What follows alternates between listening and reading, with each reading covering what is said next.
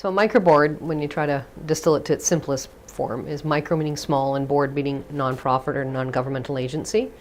So a microboard is a group of people that know someone really well, that there's mutual trust, and they help create a simple nonprofit. And the idea is those people are in relationship, and the primary focus is that relationship, and then they work with the person to create the life the person wants. And because they're an incorporated nonprofit, they can also receive funds for that person, and it gives them a little bit more formality around decision making and that kind of stuff.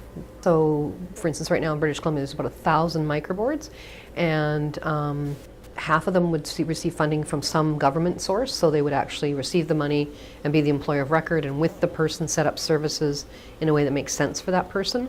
So the person really is the heart of it and they control it. Other microboards don't want the money, but they're there as a formal entity to support the person in their decision making and their goals in life. So those microboards would just be there to help people figure out how to navigate the world or their system if they're working with a system. One example I can give for that type of microboard is a young guy that has trouble sort of figuring out how to do things in order. So he has somebody on his microboard that helps him on laundry day over the phone, figuring out how to sort his laundry and get his laundry done. Generally, there's a minimum of 5 people on a microboard. The idea being you want more than just 1 or 2 people involved in decision making. The individual, wherever possible and where it's allowed jurisdictionally, is on their own board.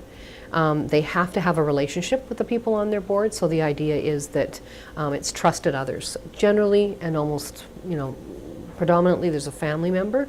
Doesn't have to be that way, it's not a mandatory thing, but generally that's who's been in the person's life the longest. So family, friends, it might be a next door neighbor, it could be a former teacher at school. I mean, in one situation we had a bus driver that just got to know the guy really well. Another one, it was a guy that was a lifeguard at the pool that they'd formed a friendship, so he sat on his microboard. So there's a real variety, but they've got that. The critical component is the relationship, and that it's a mutual relationship. Microboards receive individualized amounts of money. So based on if they're going to get money, first of all, they'll figure out, okay, these are the supports that John has indicated he needs, so we've got to figure out what that's going to cost, and they will submit a request for funding.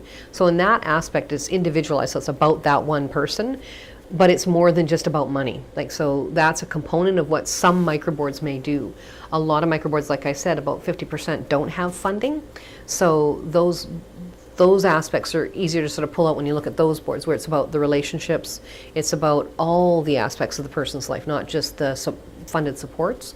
So the microboards that don't receive funding are looking at other ways to help that person realize their goals and dreams as a member of society. If it's working well, that's like a cornerstone of the reason a microboard exists, is helping the person understand decisions and what the ramifications are for them, and also for folks that might have a harder way of telling us what's important to them, understanding what the context of life looks like for them, and based on how you know them, because you need to have an intimate relationship, you can kind of conjecture what might be their response to something. For instance, if you know somebody hates water, you're probably not going to go, I know, why don't we look at swimming lessons? That kind of thing, right? You know something about them, so you're going to go, yeah, no, if we're talking about physical activity, water's probably not going to be involved in that.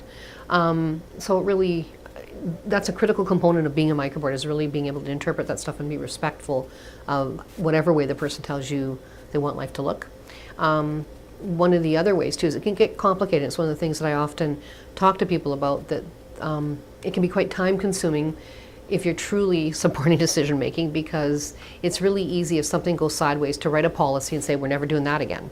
But with microboards, we don't do that. We don't write policies. What we do is look at each individual circumstance and go, keeping in mind the person's at the center of this, how do we resolve this issue or concern? I think one of the things that supports that happening for people is that the board members hold the vision with the person of what they want their life, what a good life looks like for them. And so the board members, that's their priority and their commitment, is how do we assist John or Sally to live the life they want, and do it through the lens of, we're in community, what does that look like for us, and how do we help create that with you, for you. So it's a very large component of the work they're doing as a group together for that person.